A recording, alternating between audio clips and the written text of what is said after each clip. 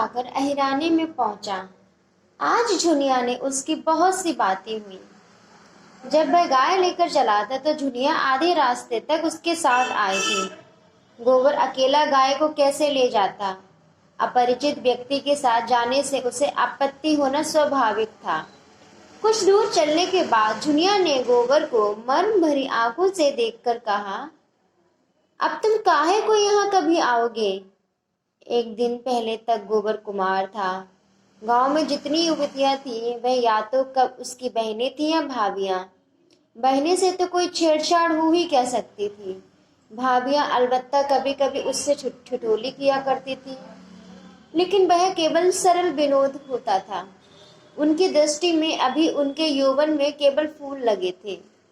जब तक फल न लग जाए उस पर ढेले फेंकना व्यर्थ की बात थी, और किसी और से प्रोत्साहन ना पाकर उसका कौमार्य उसे गले से चिपटा हुआ था। जूनिया का वंचित मन, जिसे भाभियों के व्यंग्य और हास विलास ने और भी लोलुप बना दिया था, उसके कौमार्य पर ललचा उठा और उस कुमार में भी पत्ता खड़कते ही किसी सोए हुए शिकारी जानवर की तरह यौवन जाग उठा। गोबर ने आवरणहीन रसिकता के साथ कहा, अगर भिक्षुक को भीख मिलने की आशा हो तो वह दिन भर और रात भर दाता के द्वार पर खड़ा रहे। झुनिया ने कटाक्ष करके कहा, तो यह कहो तुम भी मतलब की यार हो? गोबर की धमनियों का रक्त प्रबल हो उठा। बोला, भूखा आदमी अगर हाथ फैलाए तो उसे क्षमा कर देना चाहिए। झुनिया और गहरे पानी में उतरी। भिक्षुक जब तक 10 द्वारे न जाए उसका पेट कैसे भरेगा? मैं ऐसे भिक्षुकों को मुंह नहीं लगाती, ऐसे तो गली गली मिलते हैं। फिर भिक्षुक देता क्या है? आशीष। आशीषों से तो किसी का पेट नहीं भरता। मंद बुद्धि गोबर झुनिया का आशय न समझ सका। झुनिया छोटी सी थी, तभी से ग्राहकों के घर लेकर दूध जाया करती थी। ससुराल में भी उसे ग्राहकों के घर दूध पहुंचाना पड़ता था। आजकल भी दही बेचने का भार उसी पर था। उसे तरह तरह के मनुष्यों से सामना पड़ चुका था। 2-4 रुपए उसके हाथ लग जाते थे, घड़ी भर के लिए मनोरंजन भी हो जाता था। मगर यह आनंद कैसे मंगनी की चीज हो, जिसमें टिकाव न था, समर्पण न था, अधिकार न था। वह ऐसा प्रेम चाहती थी जिसके लिए वह जिए और मरे, जिस पर वह अपने को समर्पित कर दे। वह केवल जुगनू की चमक नहीं, दीपक का स्थायी प्रकाश चाहती थी।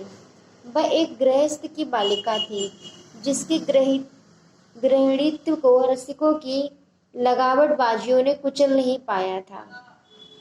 गोबर ने कामना से उद्दीप्त मुख से कहा, भिक्षुक को एक ही द्वार पर भरपेट मिल जाए तो क्यों द्वार द्वार घूमे? जूनिया ने सदैव भाव से उसकी ओर ताका। कितना भोला है, कुछ समझता ही नहीं। भिक्षुक को एक द्वार पर भरपेट कहाँ मिलता है? उसे तो चुटकी ही मिलेगा। सर्वस्व तो तभी पाओगे जब अपना सर्वस्व दोगे। मेरे पास क्या है झुनिया? तुम्हारे पास कुछ नहीं है। मैं तो समझती हूँ मेरे लिए तुम्हारे पास जो कुछ है वह बड़े बड़े लखपतियों के पास नहीं है। तुम मुझसे भीख न मांगकर मुझे मोल ले सकते हो। गोबर उसे चकित नेत्रों से देखने लगा। झुनिया ने फिर कहा, और जानते हो दाम क्या देना होगा? मेरा होकर रहना पड़ेगा। फिर किसी के सामने हाथ फैलाते देखूं तो घर से निकाल दूंगी। गोबर को जैसे अंधेरे में टटोलते हुए इच्छित वस्तु मिल गई। एक विचित्र भय मिश्रित आनंद से उसका रोम रोम पुलकित हो उठा। लेकिन यह कैसे होगा?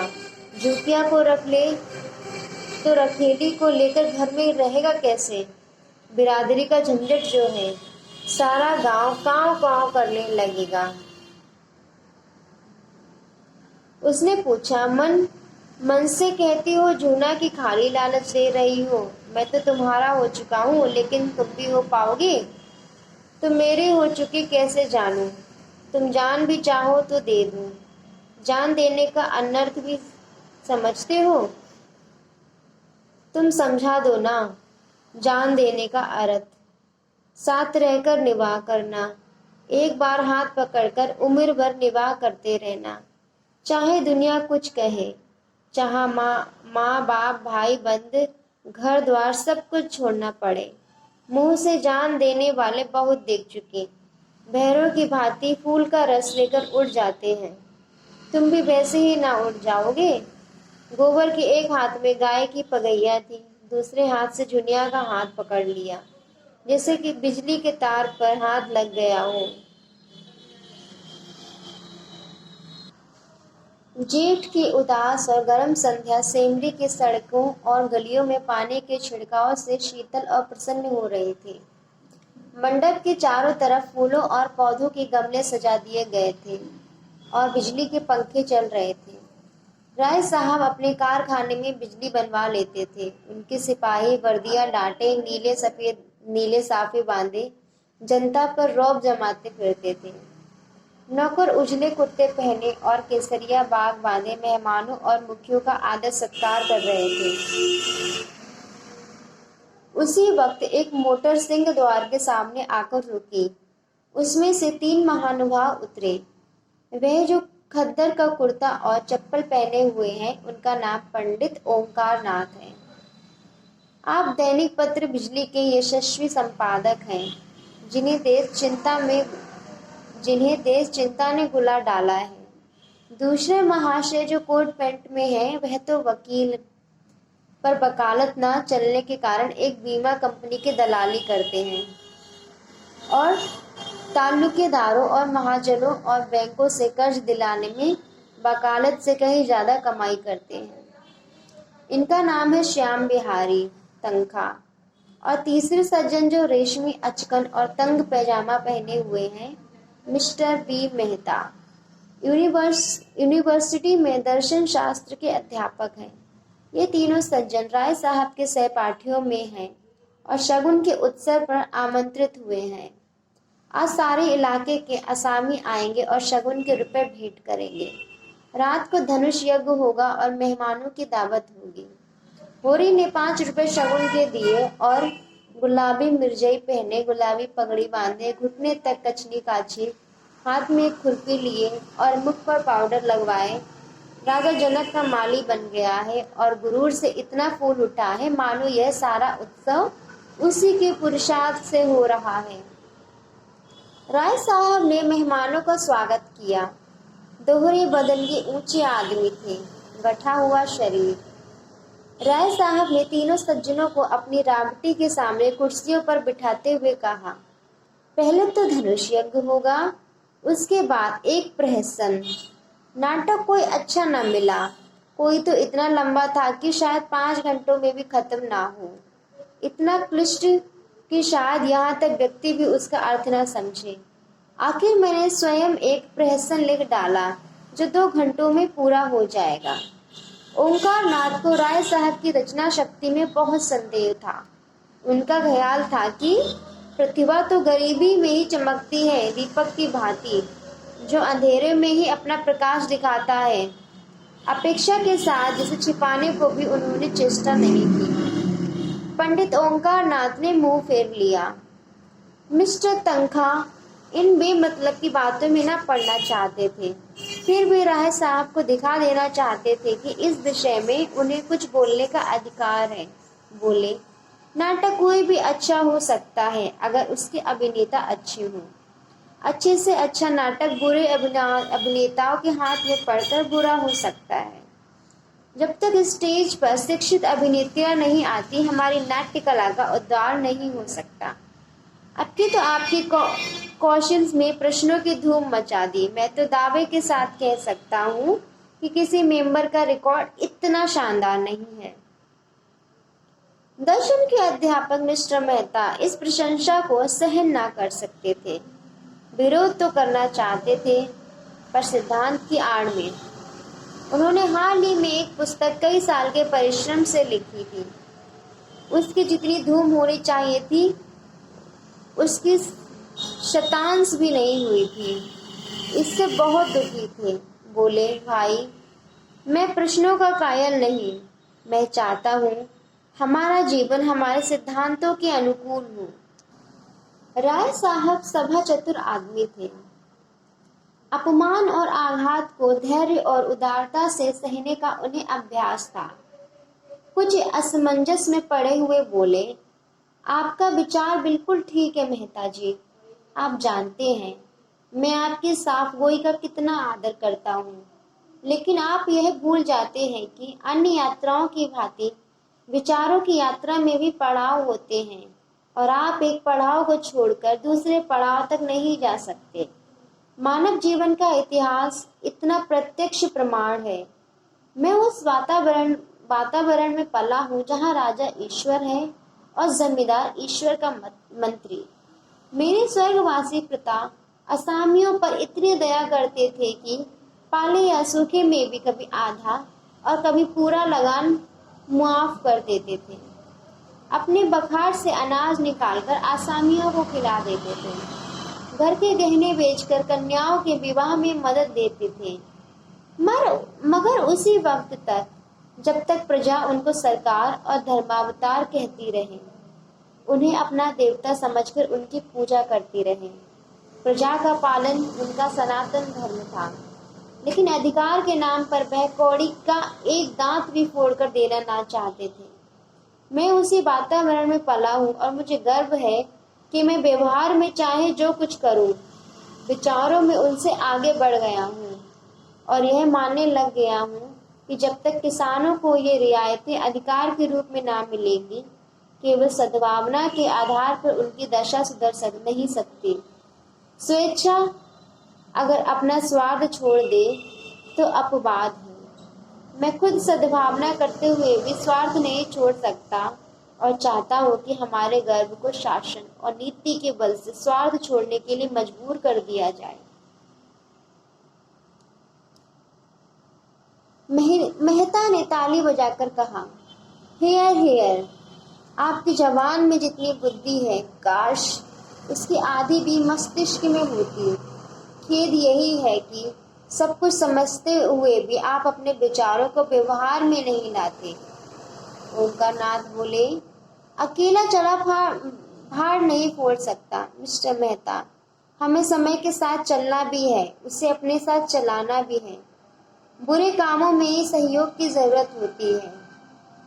राय साहब ने ऊपरी खेद लेकिन भीतरी संतोष से संपादक जी को देखा और बोले, व्यक्तिगत बातों पर आलोचना ना कीजिए संपादक जी, हम यहाँ समाज की व्यवस्था पर विचार कर रहे हैं।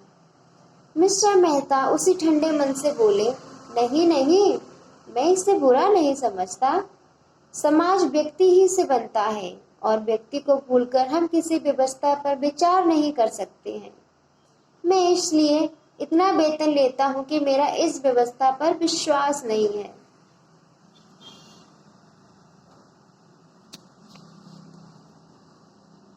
आश्चर्य अज्ञान का दूसरा नाम है। मैं आपका कृतज्ञ हूँ अगर आप इस विषय पर कोई लेख माला शुरू कर दें। जी मैं इतना अहमक नहीं हूँ, अच्छी रकम दिलवाइए तो अलबत्ता। तस्करी में पान आ गए थे। राय साहब ने मेहमानों को पान और इलायची देते हुए कहा, बुद्धि अगर स्वार्थ से मुक्त हो तो हमें उसकी प्रभुता मानने में कोई आपत्ति नहीं। समाजवाद का यही आदर्श है। हम साधु महात्माओं के सामने इसलिए सर झुकाते हैं कि उनमें त्याग का बल है। इसी तरह हम बुद्धि के हाथ में अधिकार भी देना चाहते हैं, सम्मान भी, नेतृत्व भी, लेकिन संपत्ति किसी तरह नहीं। बुद्धि का अधिकार और सम्मान व्यक्ति के साथ चला जाता है, लेकिन उसकी संपत्ति विश्व होने के लिए उसके बाद और भी प्रबल हो जाती है। बुद्धि के बगैर किसी समाज का संचालन नहीं हो सकता। हम केवल इस बिच्छू का डंक तोड़ देना चाहते हैं। दूसरी मोटर आ पहुंची और मिस्टर खन्ना उतरे, जो एक बैंक के मैनेजर और शक्कर मिल के मैनेजिंग डायरेक्टर हैं। दो देवियां भी उनके साथ थी। राय साहब ने दोनों देवियों को उतारा। वह जो खद्दर की साड़ी पहने बहुत गंभीर और विचारशील सी हैं, मिस्टर खन्ना की पत्नी कामिनी खन्ना है। दूसरी महिला जो ऊंची एड़ी का जूता पहने हुए हैं, जिनके मुख छवि पर हंसी फूटी पड़ती है। मिस मालती हैं, आप इंग्लैंड से डॉक्टरी पढ़ आई हैं और अब प्रैक्टिस करती हैं। ताल्लुकेदारों के महलों में उनका बहुत प्रवेश है। आप नवयुग की साक्षात प्रतिमा हैं।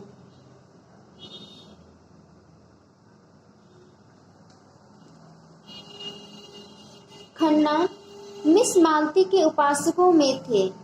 जहां मिस मालती जाए वहां खन्ना का पहुंचना लाजिम था। उनके आसपास भौरों की तरह मंडराते रहते थे। राय साहब बोले, मेहता साहब तो बड़े खुश मिजाज और मिलनसार हैं।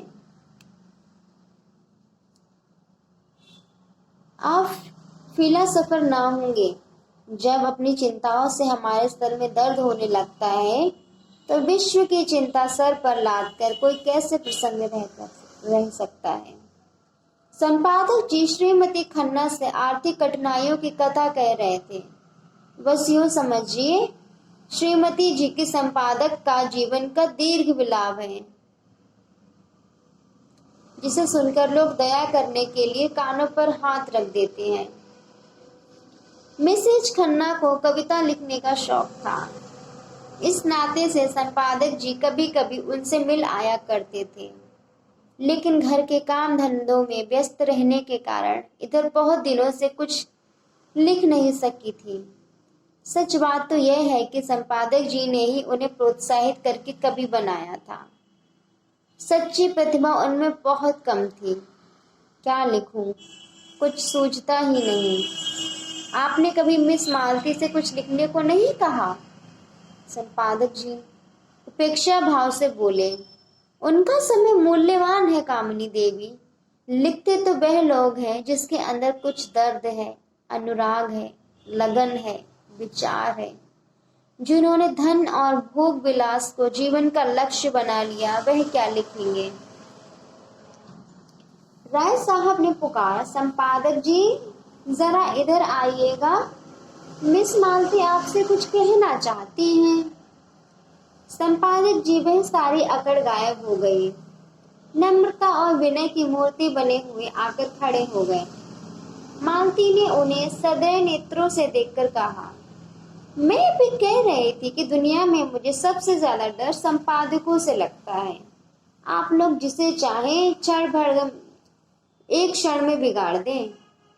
मुझी से चीफ सेक्रेटरी साहब ने एक बार कहा, अगर मैं इस ब्लडी ओंकार नाथ को जेल में बंद कर सकूं तो अपने आप को भाग्यवान समझूं।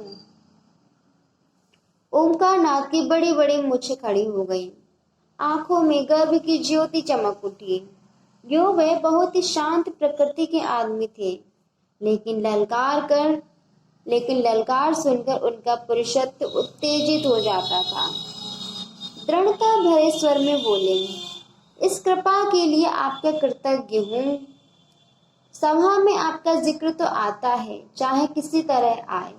आप सेक्रेटरी महोदय से कह दीजिएगा कि ओंकार नाथ उन आदमियों में नहीं है जो इन धमकियों से डर जाएं। उनकी कलम उसी वक्त विश्राम लेगी जब उनकी जीवन यात्रा समाप्त हो जाएगी। मिस मालती ने और उकसाया, मगर मेरी समझ में आपकी ये नीति नहीं आती कि जब आप मामूली शिष्टाचार से अधिकारियों का सहयोग प्राप्त कर सकते हैं तो क्यों उनसे कन्नी काटते हैं। अगर आप अपनी आलोचनाओं में आग और विष जरा कम कर दें तो मैं वादा करती हूँ कि आपको गवर्नमेंट से काफी मदद दिला सकती हूँ। जनता को तो आपने देख लिया, उससे अपील की, उसकी खुशामद की, अपनी कठिनाइयों की कथा कही, मगर कोई नतीजा ना निकला। अब जरा अधिकारियों को भी आजमा देखिए। तीसरे महीने आप मोटर पर ना निकलने लगेंगे और सरकारी दावतों में निमंत्रित ना होने लगे तो मुझे जितना चाहे कोसिएगा। तब यही रईस और नेशनलिस्ट जो आपकी परवाह नहीं करते आपके द्वार के चक्कर लगाएंगे। ओंकार नाथ के पास सचमुच कोई जवाब न था। उन्हें बगले झांकते देखकर राय साहब ने उनकी हिमायत की। तो आखिर आप क्या चाहती हैं? इधर से भी मारे जाएं, उधर से भी मारे जाएं, तो पत्र कैसे चले? मिल्स मालती ने दया करना ना सीखा था। पत्र नहीं चलता तो बंद कीजिए। अपना पत्र चलाने के लिए आपको विदेशी वस्तुओं के प्रचार का कोई अधिकार नहीं। अगर आप मजबूत हैं तो सिद्धांत का ढोंग छोड़िए। मैं तो सिद्धांतवादी पत्रों को देखकर जल उठती हूँ। जी चाहता है दिया सलाई दिखा दूं। जो व्यक्ति कर्म और वचन में सामंजस्य नहीं रख सकता, वह और चाहे जो कुछ हो, सिद्धांतवादी नहीं है। मेहता खिल उठे। थोड़ी देर पहले उन्होंने खुद इसी विचार का प्रतिपादन किया था। उन्हें मालूम हुआ कि इस रमणी में विचार की शक्ति भी है। केवल तितली नहीं, संकोच जाता रहा। यही बात अभी मैं कह रहा था। विचार और व्यवहार में सामंजस्य का ना होना ही धूर्तता है, मक्कारी है। राय साहब ने खन्ना को संभाला। तो क्या समझती हैं कि फिलासफरों को हमेशा हाके मस्त रहना चाहिए? जी हाँ, फिलासफर अगर मुंह पर विजय न पा सके तो फिलासफर कैसा? इस लिहाज से तो शायद मिस्टर मेहता भी फिलोसोफर न ठहरे। मेहता ने जैसे आस्तीन चढ़ाकर कहा, मैंने तो कभी यह दावा नहीं किया राय साहब। मैं तो इतना ही जानता हूँ कि जिन औजारों से लोहार काम करता है, उन्हीं औजारों से सोनार नहीं करता। क्या आप चाहते हैं आप भी उसी दशा में फले फूले जिसमें बबूल या ताड़? मेरे लिए धन केवल उन सुविधाओं का नाम है जिनसे मैं अपना जीवन सार्थक कर सकूं। धन मेरे लिए बढ़ने और फलने फूलने वाली चीज नहीं, केवल साधन है। मुझे धन की बिल्कुल इच्छा नहीं। आप वह साधन जुटा दें जिसमें मैं अपने जीवन का उपयोग कर सकूं।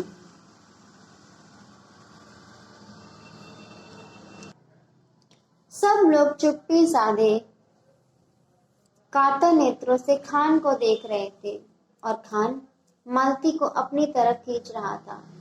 उसकी सहज बुद्धि ने परिस्थिति का अनुमान कर लिया। उसी वक्त राय साहब ने पुकारा, होरी दौड़कर जा और सिपाहियों को बुलाना, जल्द दौड़। होरी पीछे मुड़ा था कि खान ने उसके सामने बंदूक तानकर डांटा, कहाँ जाता है सुअर, हम गोली मार देगा। होरी गवार था। लाल पगड़ी देखकर उसके प्राण निकल जाते थे, लेकिन मस्त सांड पर लाठी लेकर पिल पड़ता था। वह कायर न था, मारना और मरना दोनों जानता था, मगर पुलिस के हथकंडों के सामने उसकी एक न चलती थी। बंदे बंदे कौन फिरे, रिश्वत के रुपए कहाँ से लाएं, बाल बच्चे को किस पर छोड़ें, मगर जब मालिक ललकारते हैं तो फिर किसका डर? तब तो बेहमौत के मुंह में भी कूद सकता है। उसने झपट कर खान की कमर पकड़ी और ऐसा अंगड़ा मारा कि खान चारों खाने जमीन पर आ रहे और लगे पश्तों में गालियां देने। होरी उनकी छाती पर चढ़ बैठा और जोर से दाढ़ी पकड़कर खींची। दाढ़ी उनके हाथ में आ गई। खान ने तुरंत अपनी कुल्हाड़ उतार फेंकी और जोर मारकर खड़ा हो गया। अरे यह तो मिस्टर मेहता है, वही। लोगों ने चारों तरफ से मेहता को घेर लिया। कोई इनकी पीठ पर थपकियां देता था और मिस्टर मेहता के चेहरे पर न हंसी थी न गर्व। चुपचाप खड़े थे, मानो कुछ हुआ ही नहीं। मालती ने नकली रोष से कहा, आपने यहाँ बहरूपन कहाँ सीखा? मेरा दिल अभी तक धड़ धड़ कर रहा है। मेहता ने मुस्कुराते हुए कहा, जरा इन भले आदमियों की ज्वारमंदी की परीक्षा ले रहा था। जो गुस्ताखी हुई हो उसे क्षमा कीजिएगा। यह सारा अभिनय जब समाप्त हुआ तो उधर रंगशाला में धनुष यज्ञ समाप्त हो चुका था और सामाजिक प्रहसन की तैयारी हो रही थी, मगर इन सज्जनों को उसमें विशेष दिलचस्पी न थी। केवल मिस्टर मेहता देखने गए और आदि से अंत तक जमे रहे। उन्हें बड़ा मजा आ रहा था। बीच बीच में तालियां बजाते थे और फिर कहो का आग्रह करके अभिनेताओं को प्रोत्साहन भी देते जाते थे। राय साहब ने इस प्रहसन में एक मुकदमेबाज देहाती जमींदार का खाका उड़ाया था। कहने को प्रहसन था मगर करुणा करुणा से भरा हुआ। नायक का बात बात में कानून की धाराओं का उल्लेख करना, पत्नी पर केवल इसलिए मुकदमा दायर कर देना कि उसने भोजन तैयार करने में जरा सी देर कर दी, फिर वकीलों के नखरे और देहाती गवाहों की चालाकियां और झांसे, पहले गवाही के लिए झटपट तैयार हो जाना मगर इल्जाज पर तलवी के समय खूब मनावन कराना और नाना प्रकार की फरमाइशा करके उल्लू बनाना। ये सभी दृश्य देखकर लोग हंसी के मारे लोट मोट जाते थे। सबसे सुंदर वह दृश्य था जिसमें वकील गवाहों को उनके बयान रटा रहा था, गवाहों का बार बार भूले करना, वकील का बिगड़ना, फिर नायक का देहाती बोली में गवाहों को समझाना और अंत में इजलास पर गवाहों का बदल जाना। ऐसा सजीव और सत्य था कि मिस्टर मेहता उछल पड़े और तमाशा समाप्त होने पर नायक को गले लगा लिया और सभी नटों को एक एक मेडल देने की घोषणा की। राय साहब के प्रति उनके मन में श्रद्धा के भाव जाग उठे। राय साहब स्टेज के पीछे ड्रामे का संचालन कर रहे थे। मेहता दौड़कर उनके गले लिपट गए और मुग्ध होकर बोले, आपकी दृष्टि इतनी पैनी है, इसका मुझे अनुमान न था।